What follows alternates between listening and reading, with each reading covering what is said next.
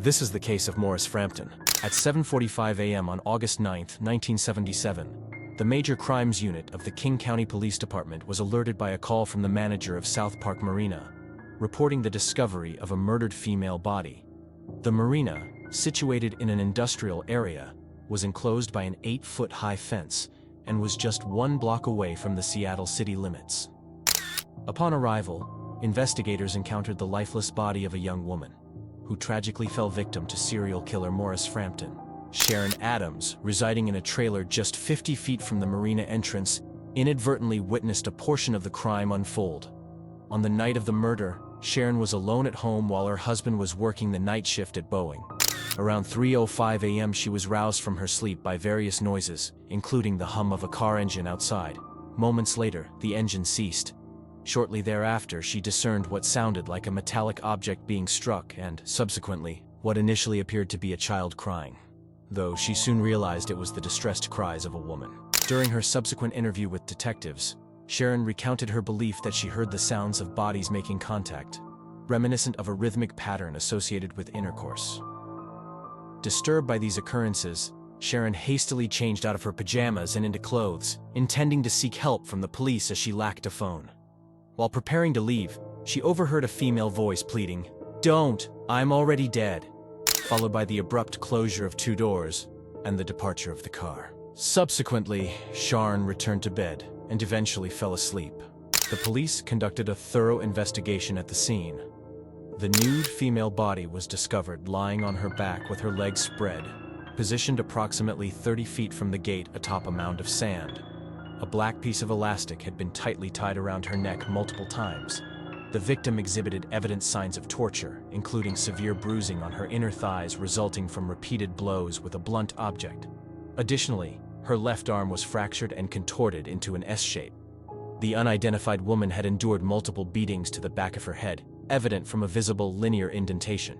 Subsequently, investigators were able to correlate the skull injury with a piece of rebar found approximately 15 feet away from her body.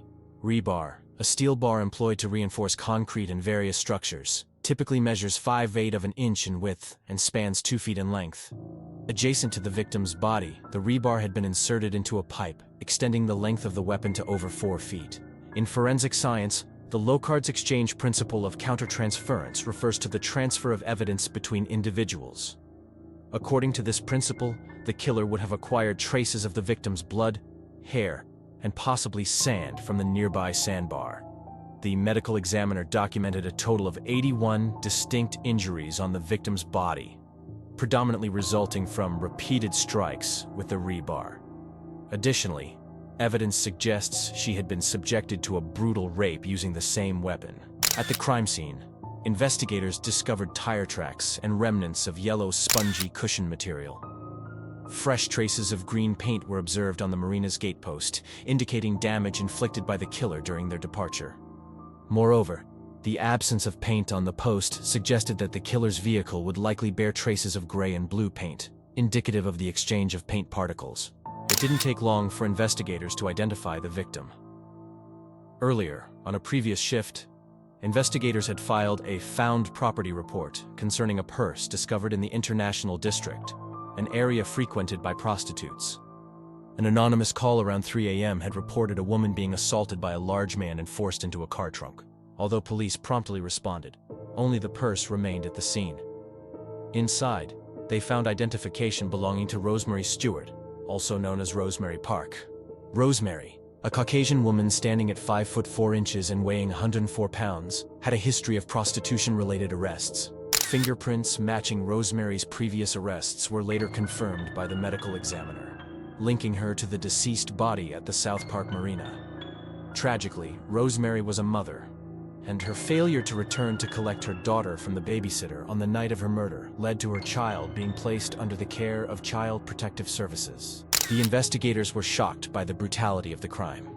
Upon communication with a Seattle police officer, one of the King County investigators discovered similarities between the South Park Marina crime scene and another murder scene that occurred 2 weeks prior to Rosemary's death. On July 30th, 1977, the murdered body of Yantha Buchanan Peters was discovered around 3 a.m., just 5 miles away from where Rosemary was killed. Iantha's body was found positioned on the ground in an office building under construction, placed within a corner of the cement block structure. Disturbingly, her legs were arranged in a V shape, with each foot propped against the wall, elevated 23 inches above the floor, exposing her pubic region.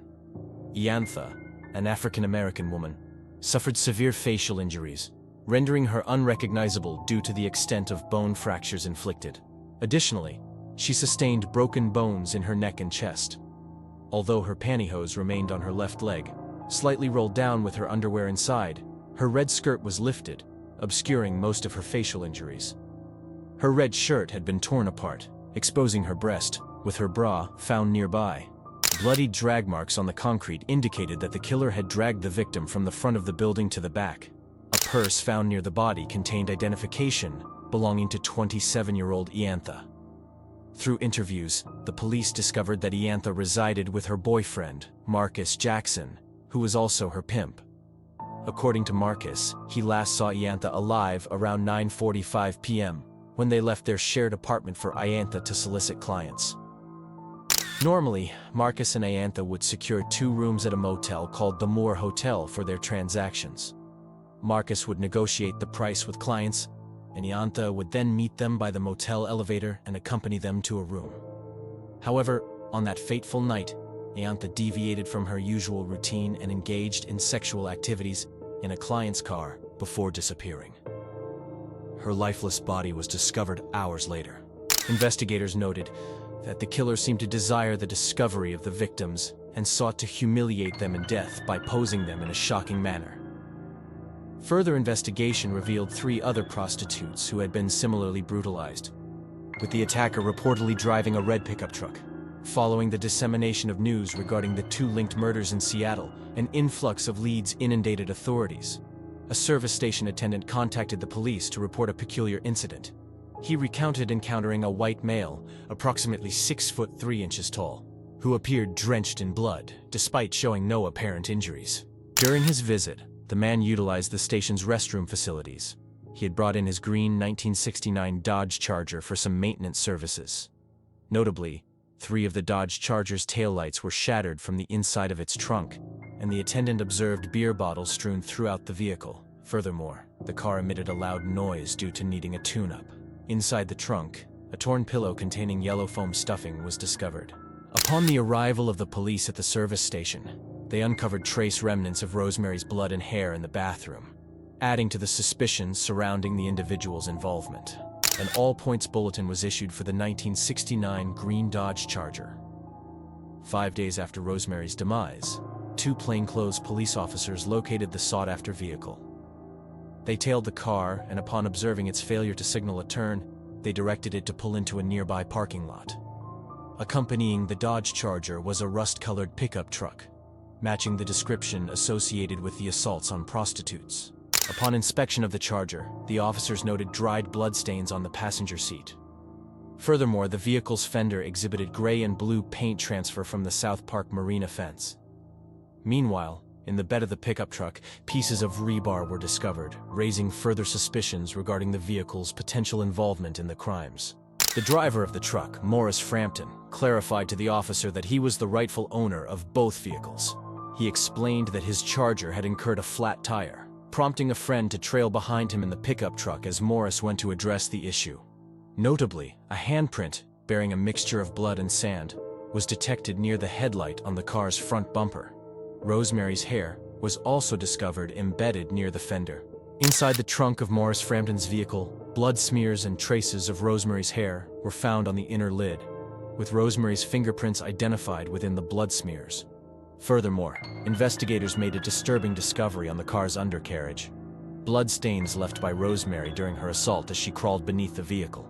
In 1978, Morris stood trial for Rosemary Stuart's murder and was initially sentenced to death by hanging. However, this verdict was later overturned on appeal, and he was instead sentenced to 50 years to life in prison. Additionally, he faced trial for and was found guilty of the violent assaults on the 2 other prostitutes. Despite being tried for Iantha's murder, Morris was acquitted. However, law enforcement and prosecutors remained convinced of his culpability in her death. In the early 2000s, King County established a cold case squad dedicated to investigating its extensive list of over 500 unsolved murders. In 2005, they took a crucial step by entering semen samples found on the murdered body of Agnes Myra Williams into a database primarily containing DNA profiles of convicted felons.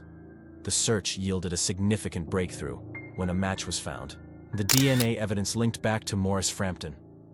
Agnes Williams, aged 48, was discovered beaten and strangled to death in a ravine in West Seattle on October 19, 1976, almost a year before the deaths of Iantha and Rosemary. Unlike Iantha and Rosemary, Agnes was not involved in prostitution. Following police interviews with Morris, who was incarcerated at Walla Walla prison at the time, he admitted to the murder of Rosemary after 3 decades, but denied any involvement in the deaths of Agnes and Iantha. In 2006, Morris was found guilty of second-degree murder in Agnes's case and was sentenced to 17 years in prison. He is currently serving his sentence at the Stanford Creek Correctional Center and is slated for parole eligibility in 2028.